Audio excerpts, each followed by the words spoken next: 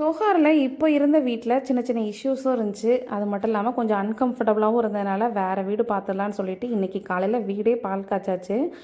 Things எல்லாம் வந்து shift பண்ணுறதுக்கு முன்னே சோஃபா வந்து க்ளீன் பண்ணலான்னு பிளான் பண்ணியிருந்தோம். ஆல்ரெடி எங்கள் சோஃபாவோட கலரும் கொஞ்சம் அந்த மாதிரி தான் இருக்கும். டஸ்ட்டுமே நிறையவே இருந்துச்சு. பசங்கள்லாம் விளாட்றதுனால கொஞ்சம் டஸ்ட்டும் இருந்துச்சு. நம்ம வீடு ஷிஃப்ட் பண்ணுறப்போ நல்லா வந்து க்ளீன் பண்ணி ஃப்ரெஷ்ஷாக கொண்டு போனால் நம்ம யூஸ் பண்ணுறதுக்கும் நல்லா பீஸ்ஃபுல்லாக இருக்கும்னு சொல்லிட்டு சோஹார் சோஃபா கிளீனிங் சர்வீஸை தான் வந்து காண்டாக்ட் பண்ணியிருந்தோம். அவ்வளோ சூப்பராக வந்து க்ளீன் பண்ணி கொடுத்தாங்க. ஆக்சுவலாக இது வந்து பார்த்தீங்க அப்படின்னா சோஃபா கம் பெட்டு.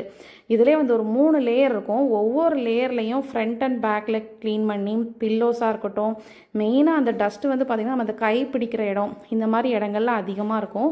ஸோ அது எல்லாமே வந்து நல்லா வந்து ஸ்க்ரப் பண்ணி சூப்பராக வந்து வேக்யூம் பண்ணி எடுத்துட்டாங்க. அவ்வளோ சூப்பராக ஒரு 2 ஹவர்ஸ்க்குள்ளே இது வந்து ஒரு 5 சீட்டர் 6 சீட்டர்னே சொல்லலாம், அந்தளவுக்கு இருக்கும்.